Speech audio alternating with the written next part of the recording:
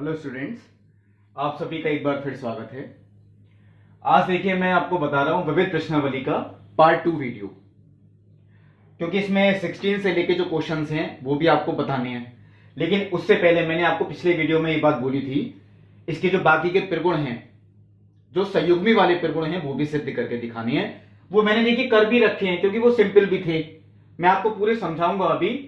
देखिए त्रिगुण number 3, modulus के केवल 2 ही त्रिगुण थे, वो मैं आपको पिछले वीडियो में बताई। अब आते हैं, देखिए अगर Z1 और Z2 दो सम्मिश्र संख्याएं हैं तो Z1 प्लस Z2 इनका जो संयुग्मी होगा वो इक्वल होगा Z1 के संयुग्मी के प्लस Z2 के संयुग्मी के।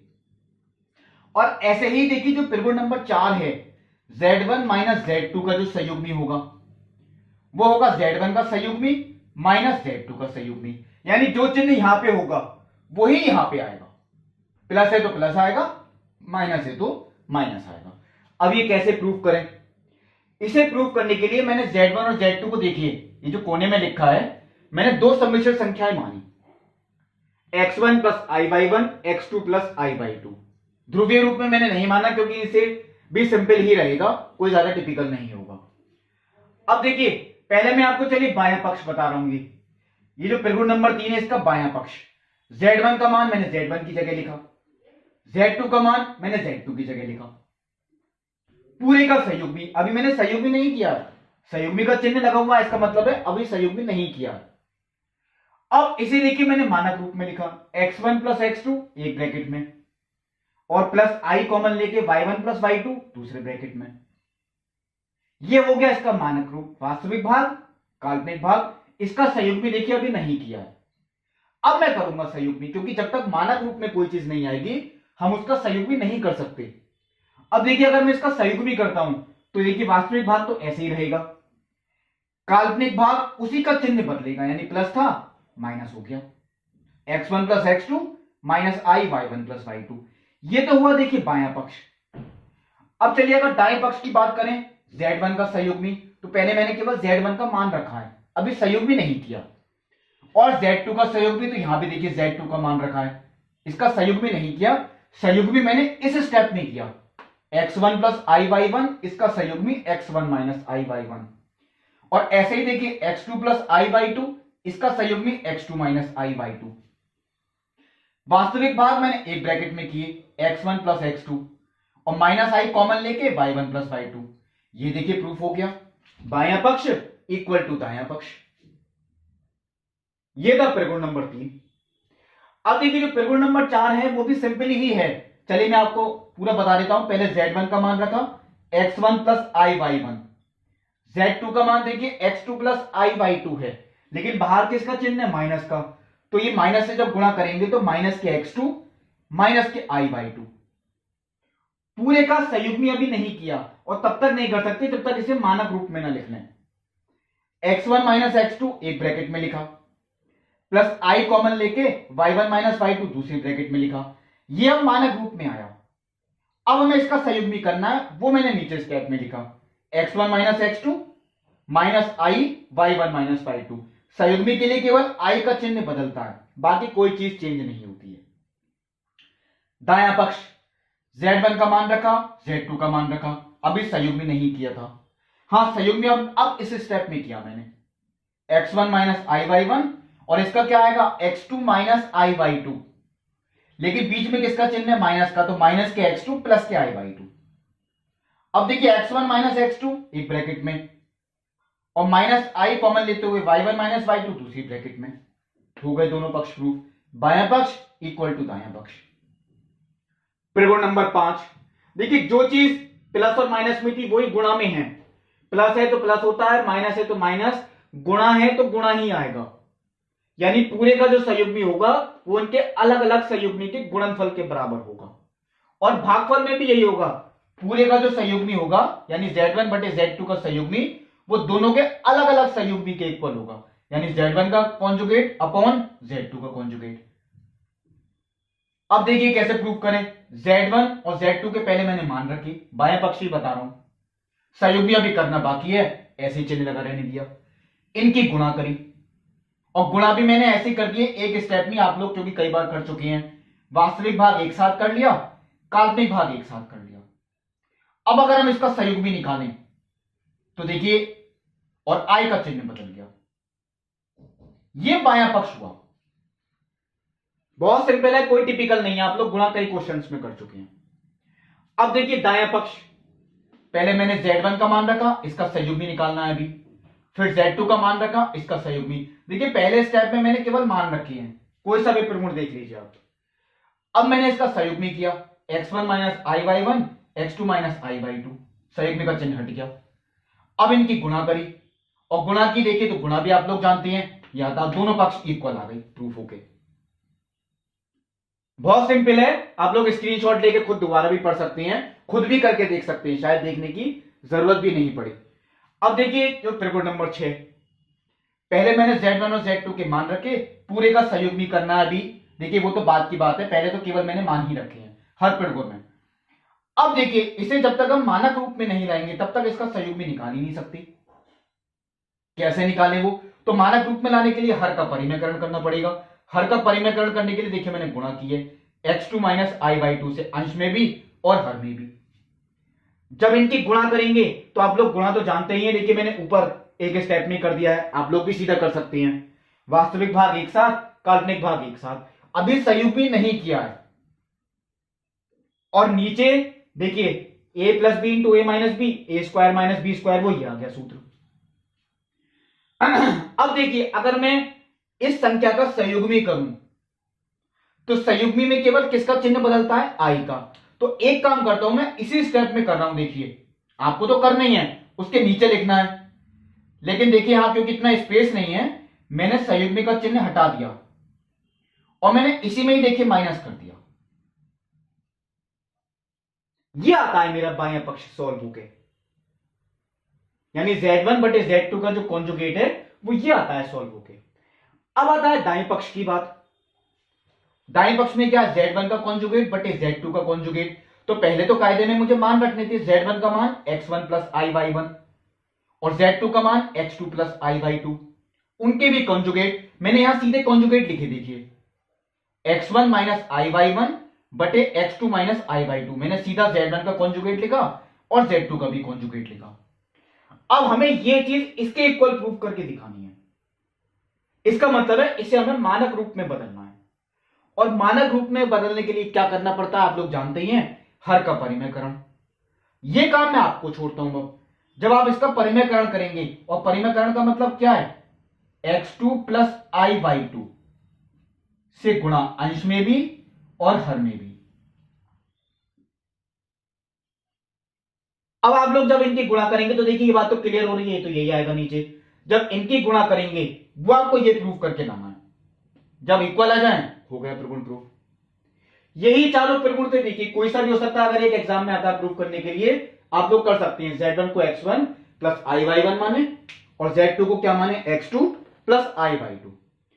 अब देखिए मैं आपको जो बताऊंगा वो क्वेश्चन नंबर 16 बताऊंगा।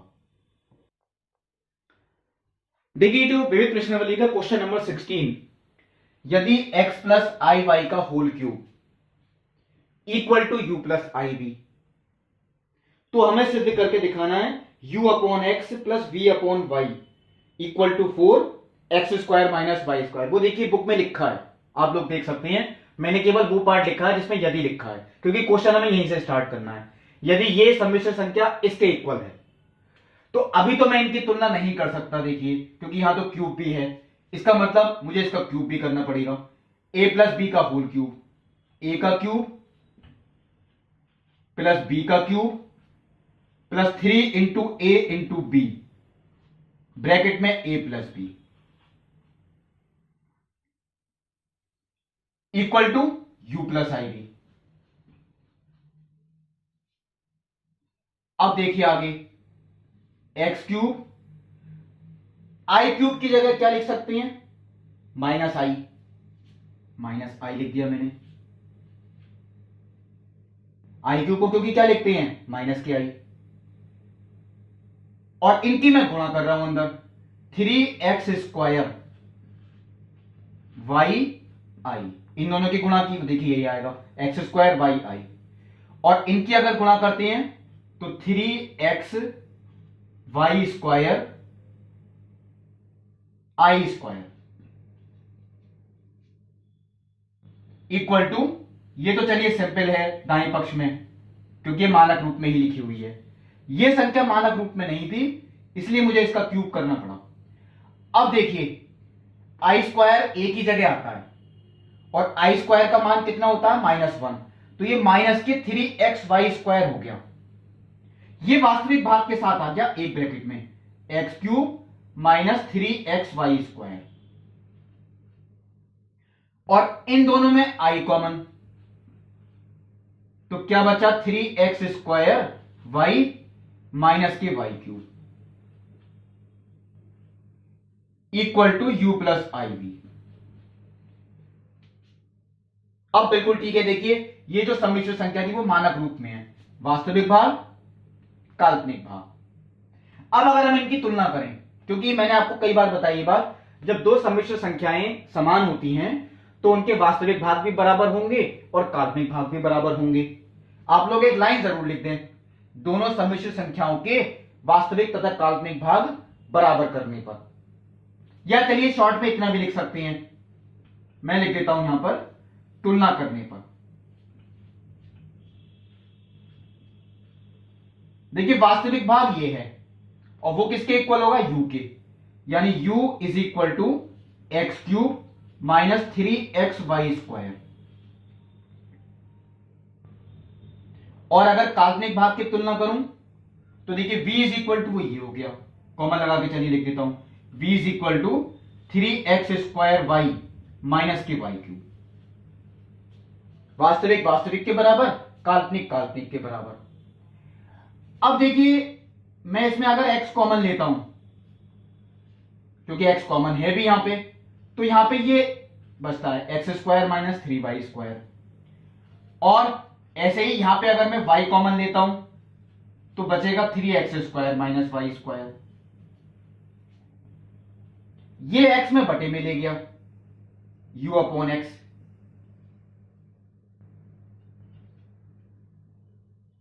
और ये y में बटे में ले गया।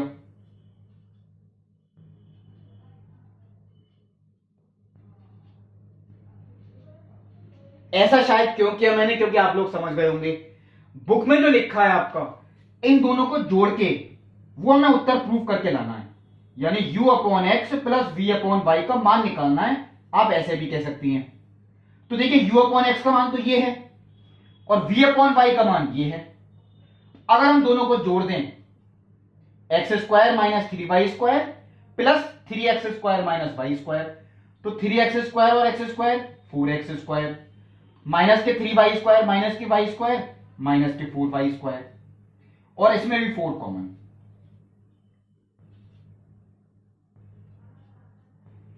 ये प्रूफ हुआ LHS इक्वल टू RHS।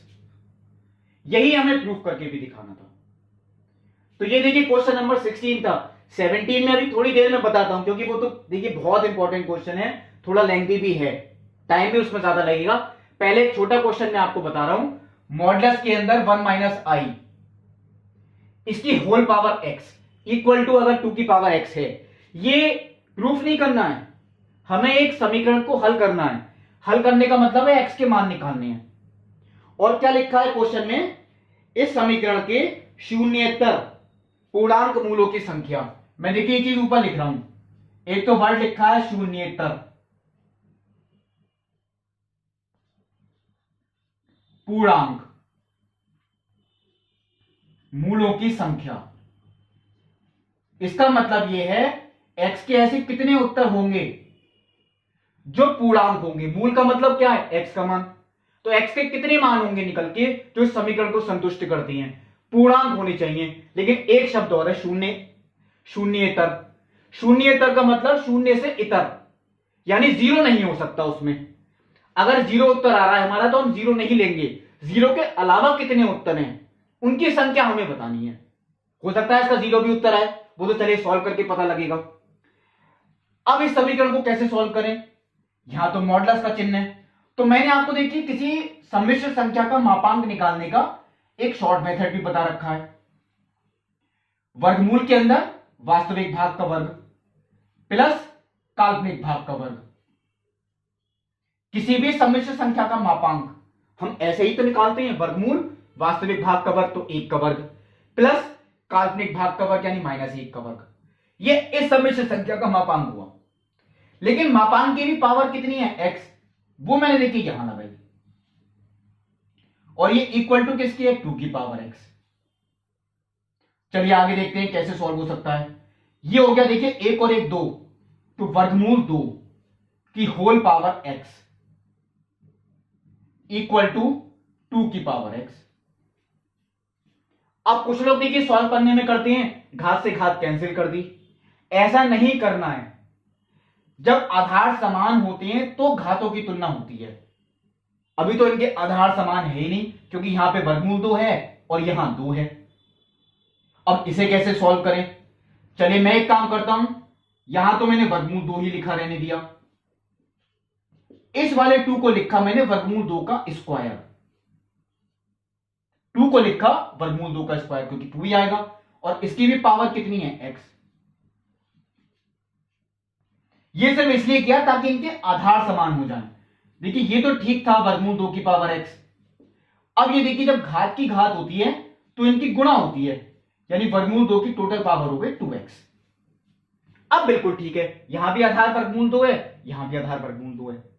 अब मैं आपसे कहूं अगर हम इनकी तुलना करें, आधार समान है तो हम इनकी घातों की तुलना करेंगे, यानी कि x इक्वल टू 2x।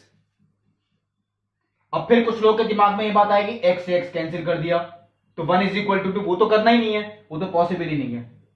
हमें निकालना है x का मान, तो x जाएगा देखिए माइनस में, 2x minus x equal to 0। इसका मतलब x इक्वल टू 0, यानी इस समीकरण का केवल एक मूल है, वो भी x इक्वल टू 0, और कोई नहीं आ रहा। यानी इस समीकरण के एक मूल है, लेकिन ये शून्य है, और शून्येतर यानी शून्य से इतर, शून्य के अलावा कितनी है, ऐसा तो एक भी नहीं है, क्योंकि शून्य ही आ रहा है, शून्य के अलावा तो कोई उत्तर नहीं आ रहा। और इसका मतलब शून्येतर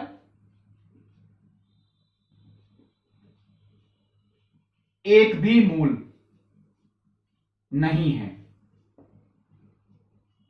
अगर मूल है भी तो वह शून्य है, शून्य से इतर एक भी नहीं है। ये देखिए क्वेश्चन नंबर 18 भी मैंने आपको बता दिया। अब देखिए पहले मैं आपको बता रहा हूं, जैसे कि मैंने अभी थोड़ी देर पहले बताया था, बहुत इंपॉर्टेंट क्वेश्चन, क्वेश्चन नंबर 17। देखिए क्वेश्चन नंबर 17 में जो लैंग्वेज लिखी है वो ये लिखी हुई है, यदि अल्फा और बीटा दो सम्मिश्र संख्याएं हैं और उनमें भी जो बीटा सम्मिश्र संख्या है उसका मापांक 1 है। अल्फा का मापांक नहीं दिया कुछ, वो तो कोई भी संख्या हो सकती है, लेकिन बीटा एक ऐसी सम्मिश्र संख्या है जिसका मापांक कितना है, 1। अल्फा भी सम्मिश्र संख्या ही है, तो हमें इस पूरी सम्मिश्र संख्या का मापांक निकालना है, यानी बीटा माइनस अल्फा बटे 1 माइनस अल्फा बार, यानी अल्फा का कॉन्जुगेट, अल्फा का संयुग्मी गुणा बीटा। ये जो पूरी सम्मिश्र संख्या है इसका मापांक कितना होगा, ये निकालना है।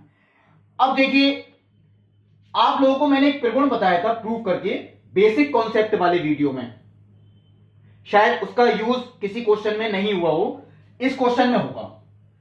अगर किसी सम्मिश्र संख्या की उसके संयुग्मी से गुणा करें, अगर किसी सम्मिश्र संख्या की उसके संयुग्मी से गुणा करें तो जो उत्तर आता है हमारा वो संख्या के मापांक के वर्ग के इक्वल आता है। ये मैंने प्रूफ भी बताया था, बहुत छोटा प्रूफ है बेसिक कॉन्सेप्ट वाले वीडियो में। किसी सम्मिश्र संख्या की उसकी संयुग्मी से अगर गुणा करें तो जो उत्तर आता है वो संख्या के मापांक के वर्ग के इक्वल होता है। इस त्रिकोण का इसमें प्रयोग कैसे होगा, देखिए z into conjugate of z बराबर होता है मॉडुलस z का स्क्वायर। यहां उल्टा है, मॉडुलस दे रखा है, अगर हम इसका वर्ग निकालें, अगर मैं पूरी संख्या को देखिए अगर z मान लूं, चलिए मैंने ब्रैकेट लगाया, इसे मैंने पूरी संख्या को z माना, तो मॉडुलस z का वर्ग बराबर क्या होगा, z into conjugate of z, z यानी कि ये,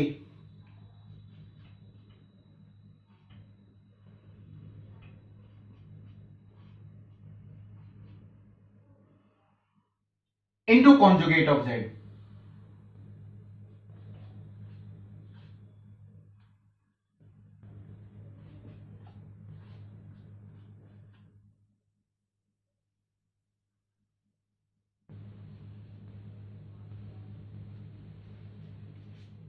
मॉडुलस जेड का स्क्वायर, देखिए फिर दोबारा समझ लीजिए, त्रिगुण भी लिखा है बराबर में।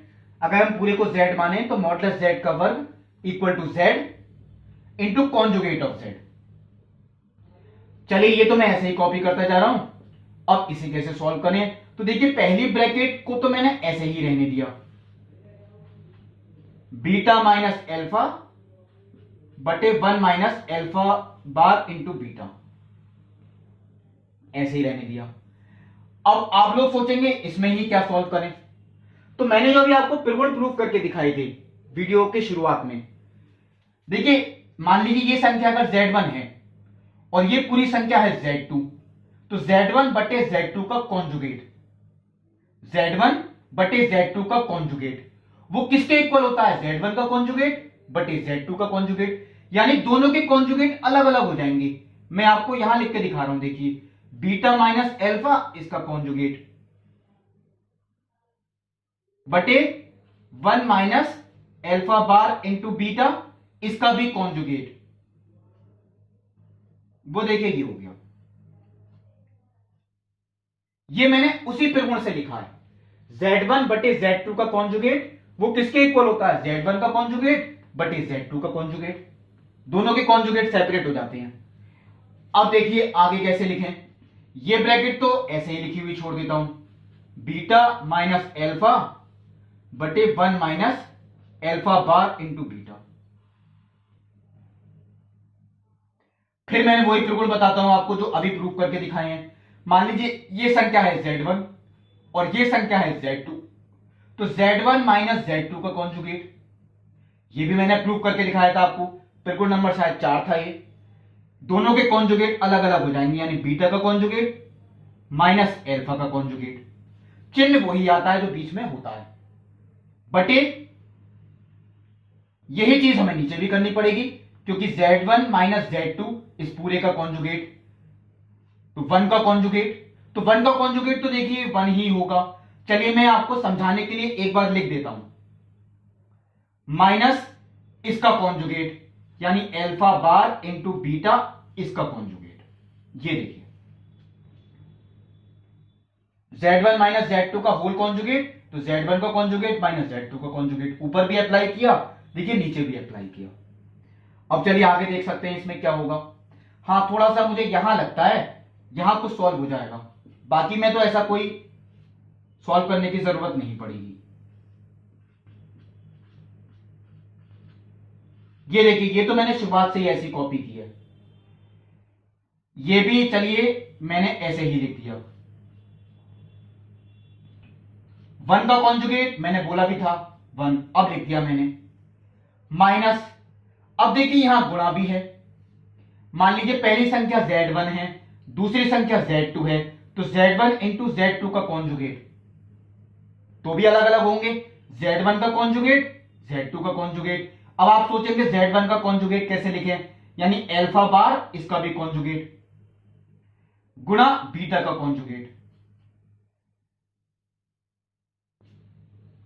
यही तो हुआ, देखिए Z1 यानी एल्फा बार इसका भी कॉन्जुगेट गुणा बीटा का कॉन्जुगेट।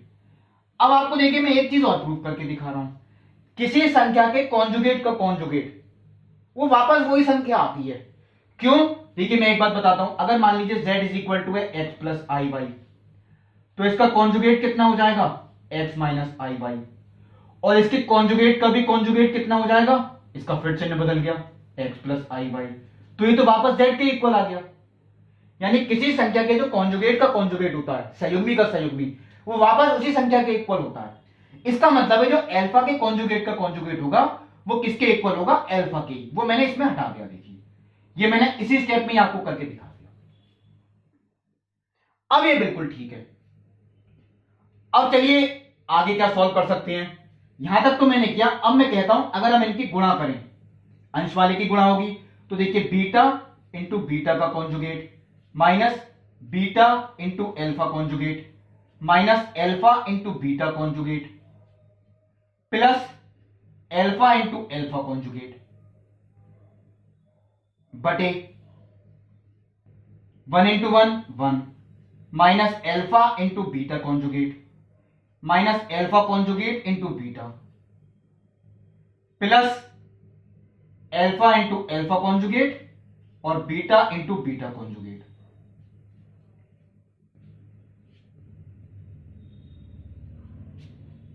ये देखिए हो गया। फिर देखते हैं एक बार अब इसमें कौन सी प्रॉपर्टी अप्लाई। यहां तो सिंपल मैंने मल्टीप्लाई की। अब देखिए ये बिल्कुल यही बन रहा है, यानी beta into conjugate of beta. किसी संख्या के अगर उसके संयुग्मी से गुणा करें तो ये इसके मापांक के वर्ग के इक्वल होता है। ये मैंने यहां लिख दिया माइनस, ये तो चलिए मुझे ऐसे ही छोड़ना पड़ेगा, ये भी मैंने ऐसे ही छोड़ दिया, प्लस एल्फा इंटू एल्फा बार, तो ये भी इसी प्रॉपर्टी से लिख सकते हैं, मॉडुलस एल्फा का स्क्वायर, यही प्रॉपर्टी, बटे 1 minus alpha into beta conjugate minus alpha conjugate into beta plus, ये देखिए इसे भी मैंने यहां क्या लिखा, मॉडुलस एल्फा का स्क्वायर मॉडुलस बीटा का स्क्वायर। अब देखिए मैं एक बात कहता हूं, चलिए मैं अब यहां स्टेप दोबारा कॉपी कर रहा हूं। जो हमें मान निकालना है हम उसका वर्ग निकाल रहे थे, modulus of beta minus alpha बटे 1 minus alpha bar into beta, ये हम इसका होल स्क्वायर निकाल रहे हैं। ये किसके इक्वल आ रहा है, देखिए मॉडुलस बीटा 1 होता है और 1 का स्क्वायर करें तो वो हो गया 1 minus beta into alpha conjugate minus alpha into beta conjugate plus modulus alpha का स्क्वायर बटे 1 माइनस, इसे चाहे देखिए मैं पहले लिख रहा हूं बीटा इंटू एल्फा कॉन्जुगेट, कुछ भी लिख सकते हैं, minus alpha into beta conjugate plus इसका मान 1 का स्क्वायर 1, तो 1 इंटू ये, इसका मतलब क्या है, ये अंश में देखिए और हर में ये तो सेम है दोनों, ये आपस में पूरे कैंसिल हो गए, यानी ये 1 हुआ, यानी इस सम्मिश्र संख्या के जो मापांक का वर्ग है वो 1 है, तो इसका मतलब इसका खुद का जो मापांक है वो भी कितना हो गया 1, क्योंकि जब हम दोनों पक्षों का वर्गमूल लेंगे तो मापांक कितना हो गया 1, यही हमें प्रूव कर। और मापांक नेगेटिव हो नहीं सकता, कभी आप लिखें प्लस माइनस 1, ये केवल प्लस 1 आएगा, यानी इसका जो मापांक है वो कितना हो गया प्लस 1। ये आपको देखिए निकालना था, बहुत अच्छा क्वेश्चन था, यानी क्वेश्चन नंबर जो 17 था देखिए वो मैंने बताया आपको। अब देखिए जो क्वेश्चन नंबर 19 और 20 हैं, ये लास्ट के दो क्वेश्चन हैं, ये मैं अब आपको बता रहा हूं। देखिए जो क्वेश्चन नंबर 19 है वो शायद मैं इस तरीके के क्वेश्चन आपको करवा भी चुका हूं, और एक क्वेश्चन मैंने आपको होमवर्क में भी दिया था, मैंने शायद देखिए क्वेश्चन नंबर 3 कराया था, एक और आपको दिया था होमवर्क में, वो शायद आप लोगों ने किया भी होगा, लेकिन चलिए फिर भी एक क्वेश्चन 19 और है, चलिए ये भी बता देता हूं एक बार, अगर वो समझ में नहीं आया था दोबारा देख सकते हैं। ये 4 सम्मिश्र संख्याएं हैं, इन सबकी गुणा वो इस सम्मिश्र संख्या के इक्वल है,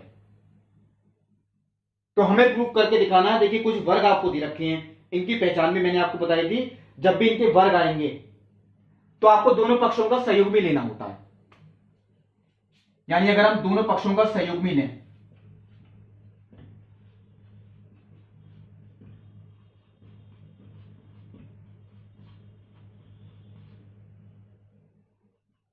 चलिए मैंने एक लाइन भी लिख दी है यहां पे, दोनों पक्षों का सहयोग भी लेने पर, तो देखिए जब हम सहयोगी लेंगे दोनों पक्षों का, तो पहले तो हम सहयोगी के लिए देखिए लाइन ही खींचेंगे, सीधा तो नहीं लिख के आए, यानी दोनों पक्षों का सहयोगी लेने पर तो पहले आप सहयोगी की लाइन खींच के दिखाएंगे, ठीक है, a plus i b c plus i d e plus i f into g plus i H.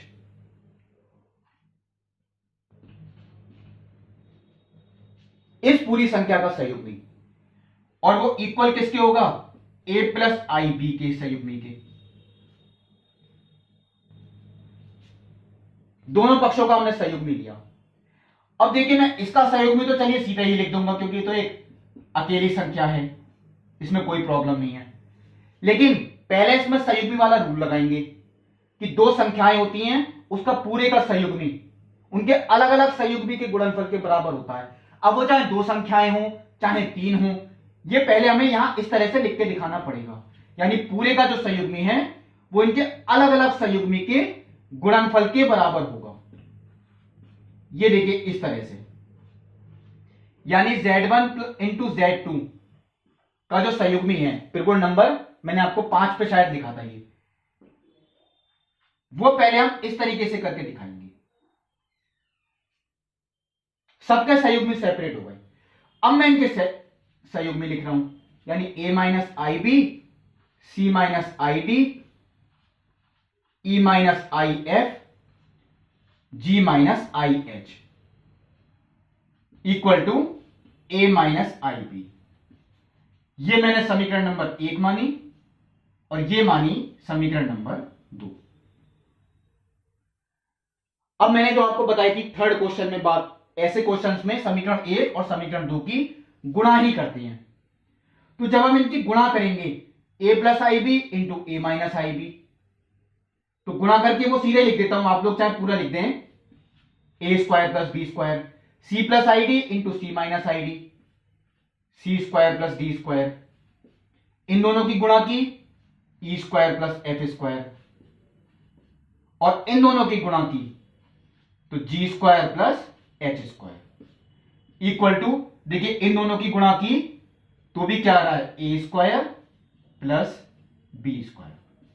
यही मैंने पहचान बताई थी, जब ये वर्ग आते हैं इस तरीके से तो आपको ऐसे ही करना है, दोनों पक्षों का संयुग्मी लेके उनकी गुणा कर दीजिए, आपका आंसर आ जाएगा। अब देखिए लास्ट में जो 20 क्वेश्चन दिया है, 1 प्लस आई अपॉन 1 माइनस आई की होल पावर m, ये यदि से ही स्टार्ट है, यदि 1 plus i upon 1 minus i whole power m equal to 1 है अगर, तो m का न्यूनतम पूर्णांक मान याद करो। m का मान न्यूनतम पूर्णांक, न्यूनतम यानी सबसे छोटा,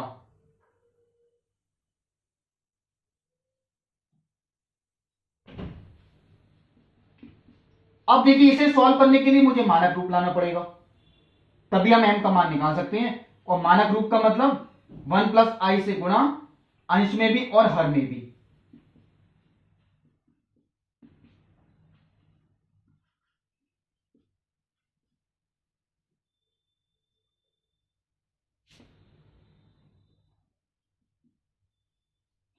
अब देखिए 1 plus i into 1 plus i whole square हो गया, a square plus b square plus 2ab, और a minus b into a plus b, A square minus B square.